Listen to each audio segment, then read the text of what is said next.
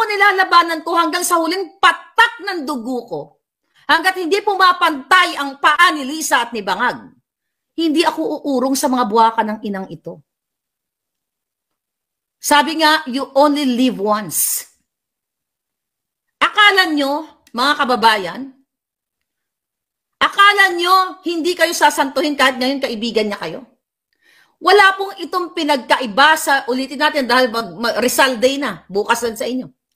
Sa ginawa kay Jose Rizal, sa ginawa kay Diego at Gabriela Silang, sa ginawa kay Andres Bonifacio, lahat ng mga ano natin, lahat ng ating mga bayani. Wala pong pinagkaiba ang ginagawa ko, ginagawa ninyo. Even you're not, hindi kayo vlogger.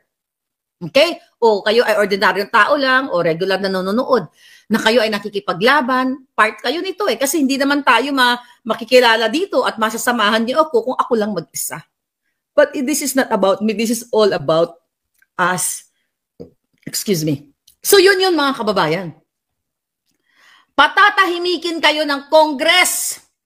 Ikukulong kayo. Itong mga kajutahang mga resolusyon na ito, mga kababayan, talagang ang target nito, parusahan kayo, ipahiya kayo. Kayo ay what? Kukontrolin kayo sa inyong mga pag-travel. Believe me, sa susunod, sa January, pag na-open na itong mga kajutahang investigasyon na to, sunod-sunod na vlogger ang makukontempt dyan. O yung mga nag-post, ikukontempt kayo dyan. Kukulong kayo, baka magurgur pa kayo sa loob ng kulungan or whatsoever, mga kababayan. Dahil ito ay utos ni Lisa Marcos. Utos ito ni Bangag Jr.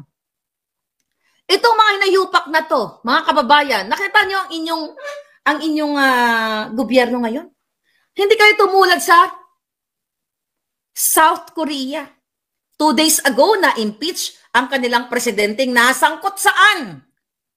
Nasangkot sa, I think yung pinaka-issue doon ay parang failed medical, yung pag-manage o yung approach nila sa medical reform. Isa yon. And then, lalo na pang pinaigting nung may nagregalo ng isang pastor mula sa Amerika sa kanyang asawa, sa kanyang first lady ng isang luxury bag. Magkano lang yung luxury bag sa luxury bags ni Kimbo? Sa mga high-end na sasakyan ni Abante. Ang mga ninakaw ni Bangag Jr. Ang mga what do you call it? Ghost employees dyan sa iba't ibang ahensya. Actually, yung nabanggit ko, hindi lang 3,000 ghost employees pag pinagsama-sama mo ang lahat ng ahensya. Bakit nga 70% ng mga nagtatrabaho dyan sa mga ahensya ng gobyerno ay ghost employees. So may sweldo, unang-una na hindi qualified, nasa payroll lang, at ito ay, yun nga, ghost. Gugurgurin kayo, mga kababayan. Ayaw, well, iba nakinig naman sa inyo. Diba? Sabi ko nga, November of 2023, dakdak na ng dakdak si Maharlika na mag-ingat kayo, ganito, ganyan, gugurgurin kayo. Wala eh. Yung iba naman, ano ang sabi? Well, definitely, yung mga vlogger ni Bangag Jr., ay hindi yan ipapatawag. Hindi yan kakasuhan. Kasi protected yan. The reason why, may mga vloggers na kinakausap na binabayaran para bumaliktad. Believe me. Believe me, mga kababayan. Kailan ba pumalpak si Maharlika dito? Kailan ako pumalpak sa information natin? Pumalpak ba ako nang nireveal ko to sa inyo? Ang mga kadahilanan kung bakit ang ibang mga vloggers na aligned with Duterte's o aligned sa taong bayan na biglang naduwag or whatsoever, I will say 99.9999999 o I will say 100% maybe. Kaya bumabaliktad. Kasi number 1, binibigyan ng allowance o may pera at tinatakot sila pag hindi ka umayon sa amin, pag hindi ka bumaliktad, kakasuhan ka namin. Wala kang mapapala kay Sara Duterte, wala kang mapapala sa mga Duterte, hindi kayo kakampinan, dito kayo sa amin, poproteksyonan kayo namin, yaan po yan. At ako, bilang isang vlogger, na kinasuhan ng 4, sinisisi ko ba ang mga Duterte na, uy, bakit di ba lang ako natulungan kahit piso ni Pangulong Duterte o ni Inday Sara? I never ask any single penny o peso. sa mga politiko na sinusuportaran ko. Bakit? Inutusan ba ako ni Sara na magsalita ako in favor sa kanya? Inutusan ba ako ni Pangulong Duterte na, oy Maharlika, magsalita ka, ipagtanggol mo kami? Ito nung pumunta ako sa Malacanang, galing to. Hindi. Hindi nila ako inutusan. So, haharapin ko to, ang laban ko. Actually, mag-isa lang ako eh. Mag-isa ako sa laban na ito eh. Pagdating dito sa mga kaso-kaso. Nanghingi ba ako sa kanila? O kahit sino? Nanghingi ba ako? Hindi. Nilalabanan ko tong mga buwaka ng inang ito. Pero kung merong magsabi na I will help you, then thank you. That's about it. Pero hindi ako nanghingi. Kasi gusto ko patunayan sa sarili ko na sa inyo lahat, na lumalaban ako.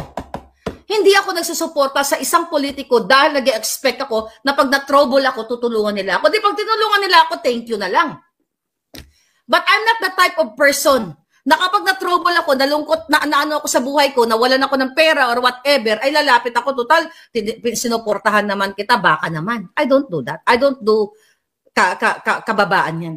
The reason why, may mga vloggers na bumabaliktad kay Aimee, kay Bangag, di ba? Naglalaro sa dalawang ilog o dalawang, parang magjowa lang. Kasi takot sila. Ang advantage ko lang kasi, hindi, even nandito ako sa Amerika, hindi ako agad-agad mapatay ng mga to. Kung nasa Pilipinas na ako, patay na ako talagang mga. Pero si Lapid, the second ako. Kaya lang, ine-expose ko sa inyo na nag-hire ng assassin, si Lisa Tanas, kasama si Romualdez, si Babes Romualdez, according to my source, na finacilitate niya ang visa nitong mga assassins na to, kasama si Robles, na magpatong sa ulo ko, kasama po yan sa kaso, kaya I can say that. Okay, inuulit-ulit ko lang.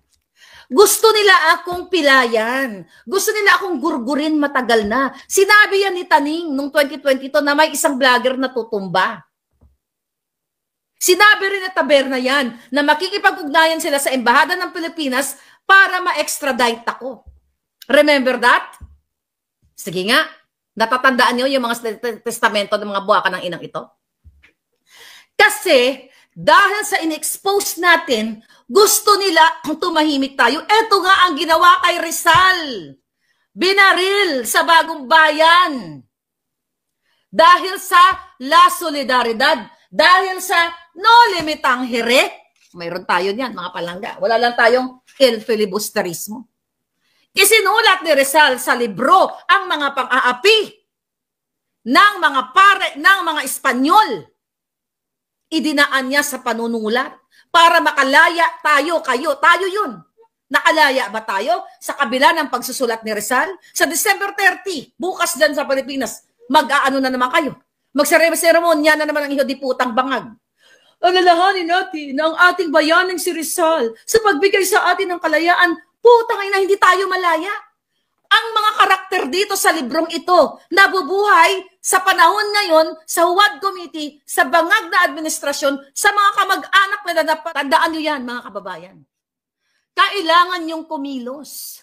Dahil ang ginagawa sa inyo ng Huwad Committee na ito, na pakikipagsabwatan ni Bangag, okay, ay para gipitin kayo. Ngayon, may news na binigay sa atin, mga kababayan. Okay?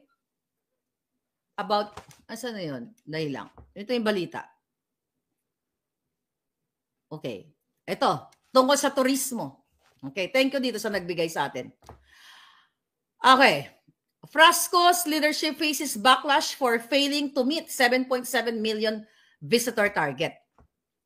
It seems that many tourism stakeholders are not fully convinced of the impact that Department of Tourism Secretary Frasco has had on the sector. This comes amid an outpouring of birthday greetings for the DOT head on social media from her employees.